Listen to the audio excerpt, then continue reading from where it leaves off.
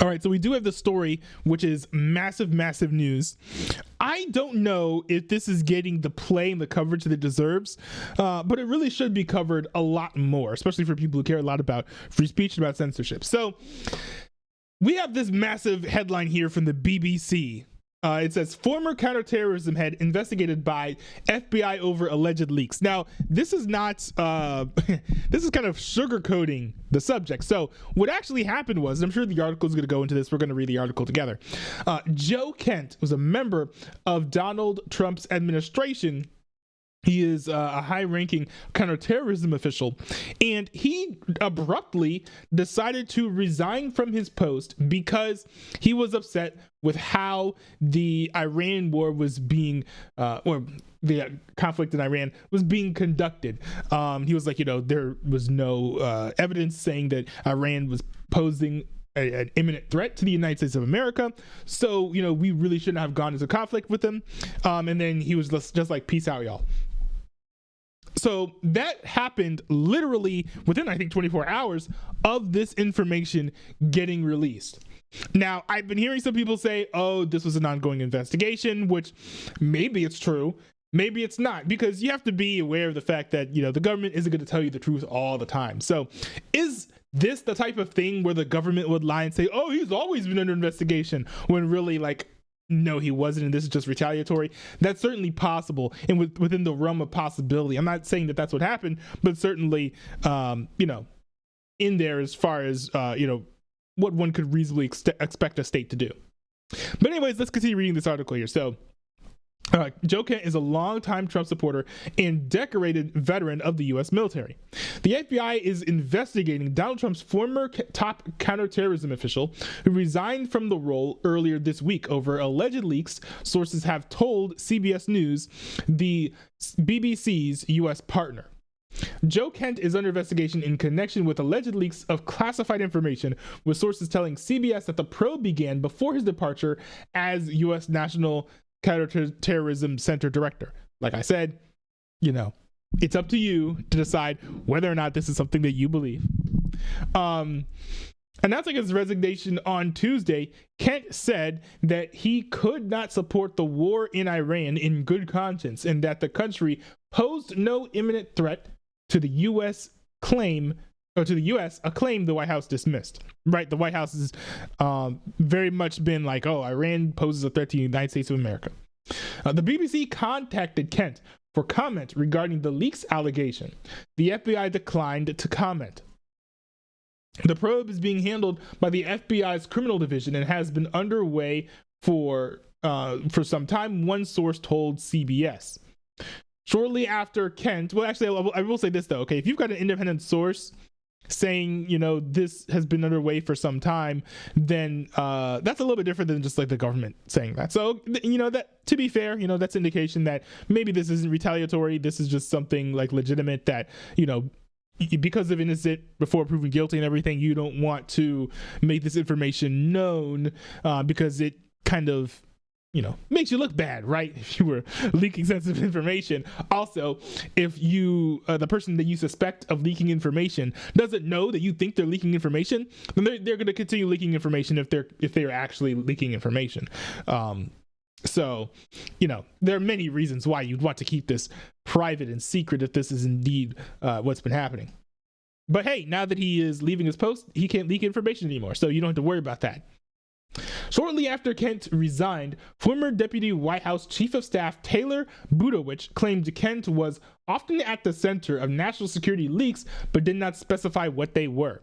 He also claimed Kent spent all of his time working to subvert the chain of command and undermine the President of the United States, which is rather dramatic language, but that's how this administration loves to speak. In a letter addressed to President Trump announcing his resignation, Kent said it was clear the war in Iran was started due to pressure from Israel and its powerful American lobby. Yeah, he had a whole screed that he posted online saying stuff like that. The Anti-Defamation League, in a U.S. anti-Semitism monitor, said in a statement that accusations in Kent's resignation letter traffic in old age traffic in old age anti-Semitic tropes? Why isn't it traffic in age-old anti-Semitic tropes? That's weird. Speaking to right-wing podcaster Tucker Carlson on Wednesday evening, Kent repeated the claim that the decision to attack Iran was led by Israel. Oh! Interesting. I didn't know that Joe Kent went to speak to Tucker Carlson. I don't listen to Tucker Carlson anymore, but honestly, I highly suspect that if there's anyone on the right who was most likely to be a foreign asset, I think it would probably be Tucker Carlson.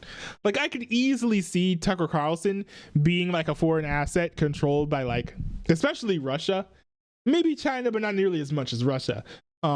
Just the way that he was like really cozying up to Vladimir Putin and chumming it up in Moscow made it clear to me that he's extremely on friendly terms with Russia. Also, he supported kind of more authoritarian, anti-democratic, maybe not anti-democratic, but anti-freedom policies of Russia and China when he deems them to solve cultural or societal maladies, like praising China for limiting how many video games or how long you can play video games in the privacy of your own home, stuff like that. Kind of made me feel like Tucker Carlson's an authoritarian, chumming it up with foreign, adversaries like Russia. Really seems like a foreign asset to me. So it is interesting, very interesting, that Joe Kent went to speak with Tucker Carlson. Now, I do wonder now, was this information getting leaked to Russia, right? That would be interesting. I don't think we know yet, but that would certainly be interesting. But yeah, let's keep on going here. It says he told the former Fox News host that there had been no intelligence suggesting that Iran would launch a sneak attack on the U.S. and that Iran was not on the verge of getting a nuclear weapon. That's interesting because literally everything that I've been hearing has been indicating that Iran not only is on the verge of getting a nuclear weapon, but has nuclear weapons. In fact, the strikes that Trump did on Iran might not have even hampered, I'm talking like 6-7 months ago. They might not have even hampered Iran's ability nuclear capabilities, right? There are rumors that were saying that Iran had smuggled the goods out of the area that Trump ended up bombing.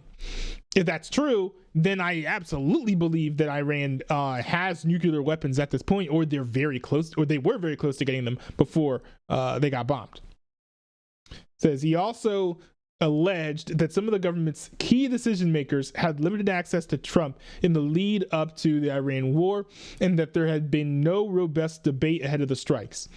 Kent added that he had a great conversation with Trump about his resignation and that he believed that he and the president had departed personally on good terms. I mean, the way that Kent spoke, it was very aggressive and inflammatory. It didn't really seem like it was a on good terms type of walking out, at least from what I could tell. So that kind of surprised me that that's something that that Joe Kent would say.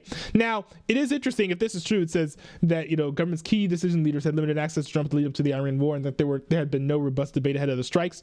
That's not great. The whole reason that a president has a cabinet is not only to compartmentalize the duties of the president of the United States or the power of the president of the United States, but also to provide advice on very crucial, very sensitive, very important things, such as deciding to strike a country. So that's a little disappointing if this is indeed true, that there wasn't the opportunity for there to be debates and discussions with Trump or regarding the strikes. Yes, that's not good. Now, here's a clip though. They included a clip embedded in the article. I always thought he was a nice guy, but I always thought he was weak on security, very weak on security. I didn't know him well, but I thought he seemed like a pretty nice guy. But when I read his statement, I realized that it's a good thing that he's out, because he said that Iran was not a threat. Iran was a threat. Every country realized what a threat Iran was. The question is whether or not. Yeah, the claim that Iran doesn't pose any threat to the United States of America does rather surprise me.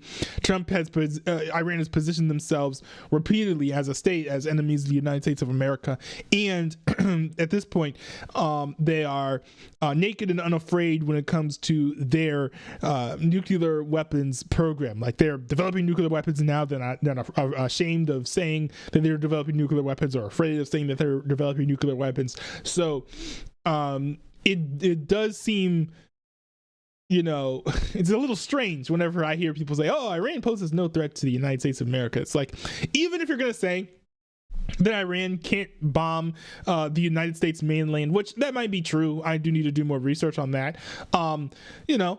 They've targeted American bases. They fired upon American bases, right? I don't think that Americans should really be looking at situations where Iran literally is and has been bombing American military bases, and they're like, oh, well, that's cool. I don't care because it's not on the mainland. Like, that's kind of ridiculous. Like, we must be serious people here. They wanted to do something about it. And many of the greatest military scholars are saying for years that president should have taken out Iran because they wanted a nuclear weapon. Now, the one thing that I did find interesting about Joe Kent's initial statement is that if anyone knew that, Iran wasn't an immediate threat to the United States of America, it would be someone like Joe Kent, I would imagine. So for Joe Kent to be out there saying publicly, and putting his, career and professional reputation on the line, to say Iran was not an immediate threat to the United States of America, to me, that does give me some pause, even if he's wrong, right? It's like, why did he think that was the case? Unless, like, he's a foreign asset sowing discord, which, could be the case as well. Yeah, that I find that very interesting. Following Kent's resignation, the White House dismissed his letter saying the president had compelling evidence that Iran was going to attack the U.S. first. Trump later rebutted Kent's claim, saying he was a nice guy, but that it was a good thing he was out of government, adding that he had always thought that Kent had been very weak on security. Kent, a longtime Trump supporter who unsuccessfully ran for Congress twice, sick burn. No. Was nominated by the president early in his administration and confirmed to his post in July 2025. So this story is rather interesting. There are two ways to look at the situation. One way to look at it is Joe Kent, basically was put under investigation by the FBI in retaliation of him publicly saying that Iran did not pose a threat to the United States of America. That's one way to look at it. Another way to look at it is maybe a little bit more of a complex situation where Joe Kent either believes that Iran didn't or doesn't pose a threat to the United States of America, or that he's a foreign asset trying to sow discord, in that it is indeed true that the FBI was investigating him over leaks even before he decided to lambast the United States of America in the Trump administration. Which version of that story you believe is really up to you. This is literally a he said, she said scenario, although I will add that there are a multitude of sources internationally who have been saying, hey, Iran is developing nuclear weapons. Now, whether or not they had a nuclear weapon at the time that America struck them with his most recent conflict, that's certainly something up for discussion. But it's very clear. It's been very clear that Iran has been developing nuclear weapons, wants nuclear weapons, and desires to use them once they have them in their arsenal.